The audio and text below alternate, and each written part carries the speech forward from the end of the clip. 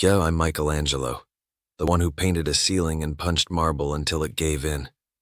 You've seen the art, but art isn't the full story.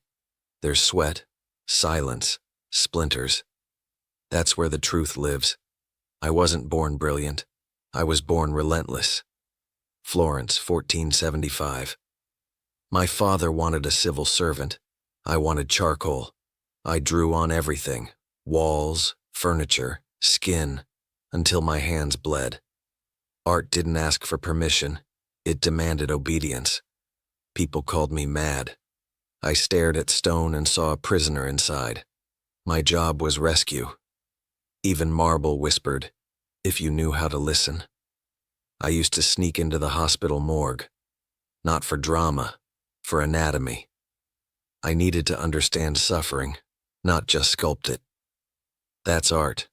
It doesn't decorate, it confronts. At 13, I studied under Ghirlandaio, learned how paint behaves. But pigments didn't burn in me like stone did. I escaped to the Medici gardens and carved in quiet. Lorenzo saw me and gave me a bed, but respect still had to be earned. Most painters chase symmetry. I chase struggle. Faces twisted in awe. Muscles tight with divine tension. Beauty means nothing unless it bleeds. Then came the Pietà. I was 24. They handed me a block of Carrara marble that made my heart stop. I carved nonstop. Days vanished, nights blurred, I forgot how to sleep, my hands cracked, my spine curled. I didn't stop. When it was done, they said it couldn't be mine. Too young, too polished. So I carved my name into Mary's sash, my only signature, not pride, survival. Then came David. That block had been rejected for decades.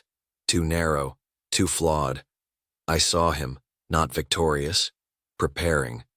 The breath before battle, 3 years of carving.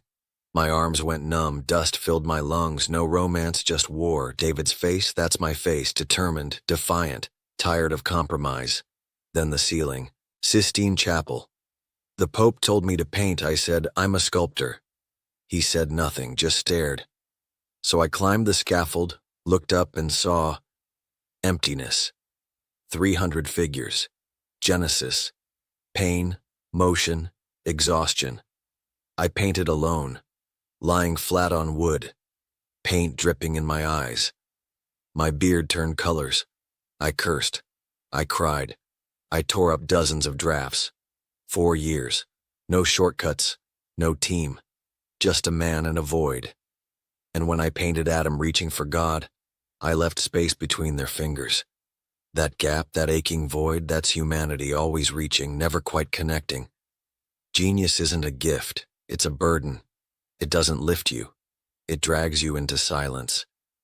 People praise the masterpieces, but they never see the cost. The missed meals, the aching spine, the friendships that faded. I chased perfection like it owed me something. It never paid up. Sometimes I stared at marble for days, waiting, listening. When the shape was wrong, I started over. If a line felt false, I destroyed it. Beauty wasn't the goal. Truth was, even if it bruised me. I burned sketches. I tore up drafts. I erased everything that didn't scream with honesty. The hardest part isn't the carving, it's walking away when it's not real. Then came the last judgment. I was older, tired, bitter. They wanted salvation. I gave them reckoning. Christ didn't smile. He judged. Angels didn't float. They fought. The damned fell like broken stars. They hated it, too violent, too vulgar. One priest tried to censor the nudity, so I painted him falling into hell with donkey ears. I used to chase form. Now I chase feeling. If the stone is cracked, let the crack show. You don't sculpt with tools, you sculpt with choices. Every kindness, every mistake, every brave act. That's part of your masterpiece. I didn't work for comfort, I worked for truth. That truth wasn't soft, it had teeth. Most artists wanted grace, I wanted gravity. Raphael was loved. Leonardo was a mystery. Me? I was noise and edge and solitude. I didn't have many friends. Not because I couldn't, because I wouldn't. Art demanded everything. My nights belonged to stone. I whispered to it, pleaded with it, cried into it.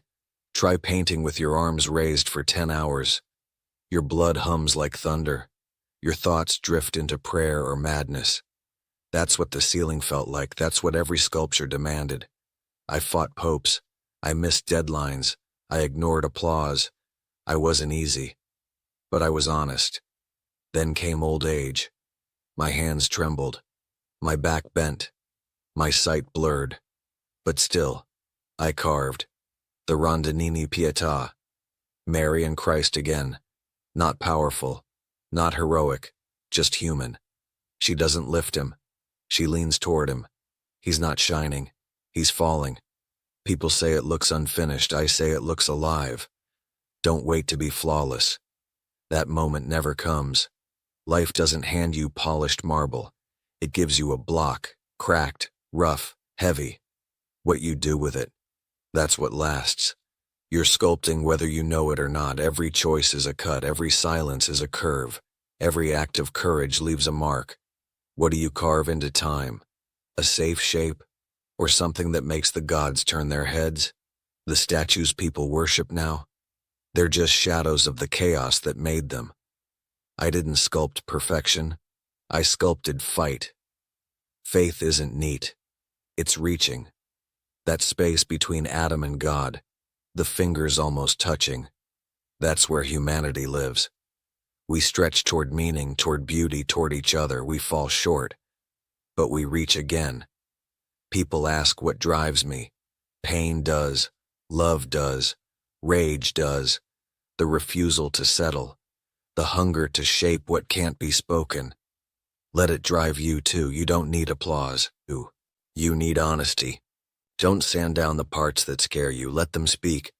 Your ceiling's waiting. Your stone is right in front of you. Pick up the tools you already hold. Your voice, your choices, your story.